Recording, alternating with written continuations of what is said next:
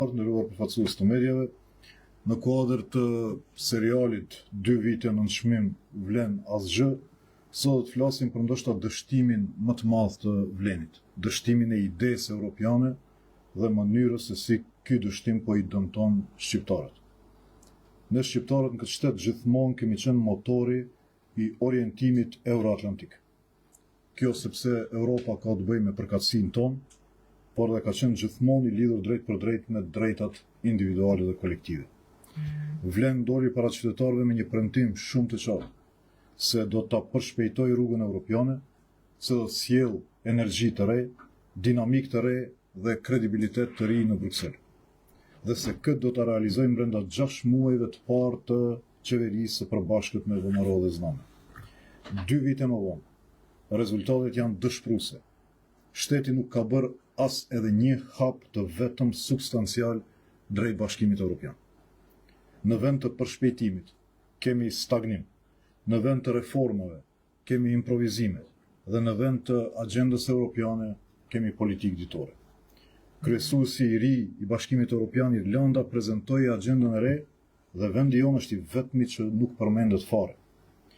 Veçanërisht shqetësues është fakti se edhe mundësia historike që ofroi plani i rritjes së Bashkimit Evropian ka mbetur kryesisht e pashfrytzuar.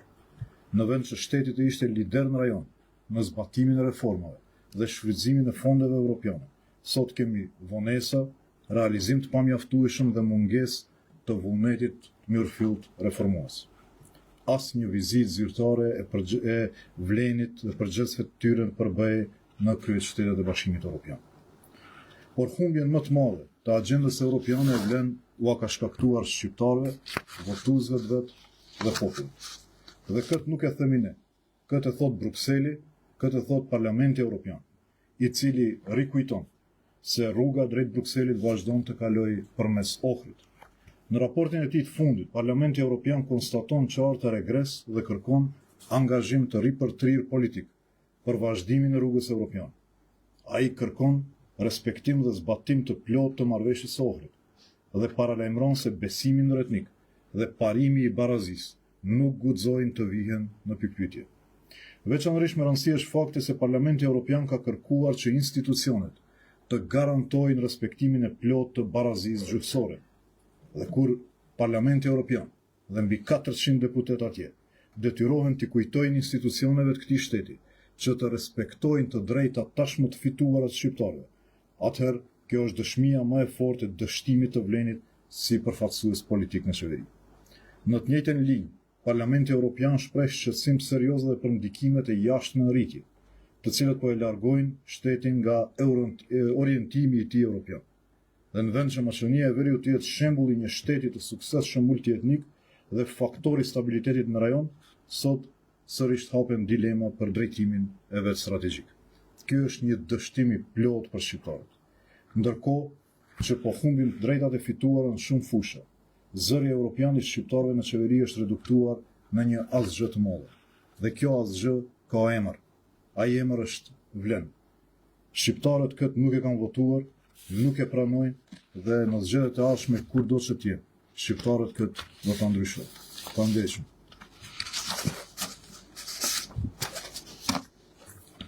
Poštovani građani, poštovani predstavnici na медиумите. Во рамките на серијалот 2 години понижување Влен ништо, денес ќе зборуваме за можеби најголемиот неуспех на Влен. Неуспехот на европската идеја и како таа ги загрозува албанците.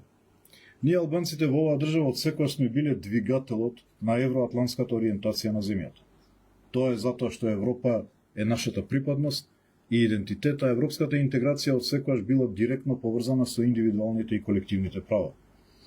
Влен излезе пред граѓаните со многу јасно и прецизно ветување, дека ќе го забрза европскиот пат, дека ќе донесе нова енергија, нова динамика и нов кредибилитет и во Брисел. И дека тоа ќе го направи во првите 6 месеци од коалицијата со ВМРО ДПМН и Знам. 2 години подоцна резултатите се поразителни. Државата не направи ниту еден суштински чекор кон Европската Унија. Наместо забрзување, добивме стагнација. Наместо реформи, добивме импровизација. Наместо европска агенда, добивме дневна политика. за прв пат едно европско председателство на Европската унија ја немаше нашата држава ниту во својата агенда. Особено загрижува фактот што дури и историската можност што ја понуди планот за раст на Европската унија остана во голем дел неискористен. Наместо државата да биде лидер во регионот во спроведување на реформите и искористување на европските средства, денес сведочиме на доцнења, недоволна реализација и отсуство на вистинска реформска волја. Но најголемиот пораз на европската агенда влен им го природи на албанците, на сопствените гласачи, на сопствениот народ. И таа оценка доаѓа директно од Брисел, од Европскиот парламент, откаде подсетуваа дека патот до Брисел се уште води преку Охрид. Во својот последен извештај, Европскиот парламент јасно констатира назадување и повикува на обновена политичка посветеност за продолжување на европскиот пат. Тие повикуваат на целосно почитување и спроведување на Охридскиот договор и предупредуваат дека меѓуетничката доверба и принципот на еднаквост не смеат да бидат доведени во прашање. Особено значајно е што Европскиот парламент побара институциите да обезбедат целосно почитување на јазичната еднаквост.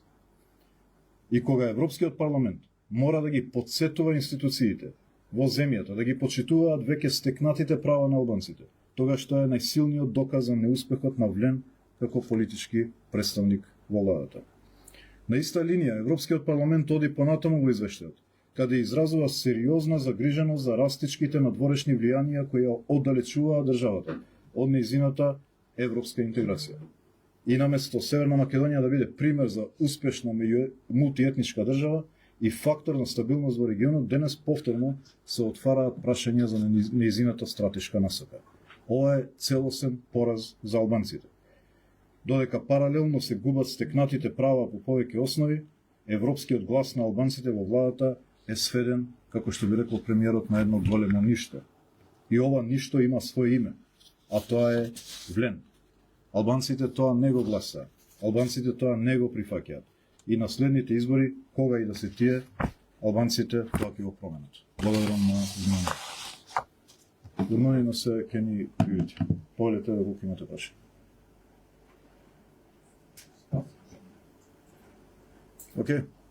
Пошто имаше киштење газеторци на групи на газеторве пара што ќе пијутија, ма докато се пресителит иште пар реконструимине чеверис, лютичот кем ние чандрим, док што дошта шпрехне шчип, поставя на мачаништ. Што чандрим имаш се парцактими програмор, и ксај чеверие.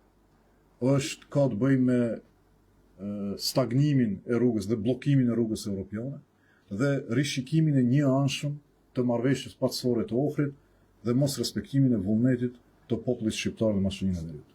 Dhe pavarësisht se kush sa ministra do ketë, dhe sa pozita do ketë, ata do jenë ose realizues, ose avokat të kësaj përzgjedhje programore të qeverisë.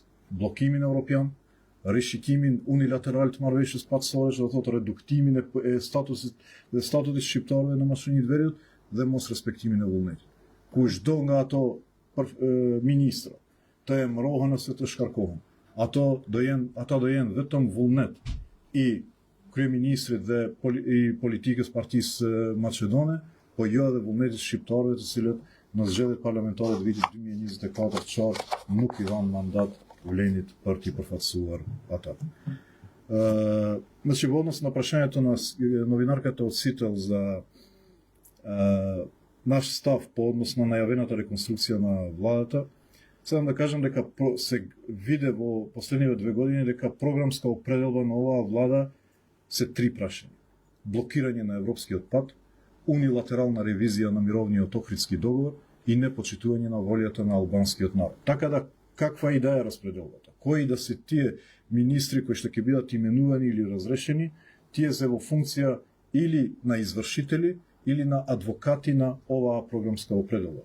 А бидејќи ја немаат волјата на албанците, било која распределба и именување ќе биде волја на премиерот и на македонската политичка партија во владата, и тоа нема да се одрази по однос на волјата на албанците. Благодарам.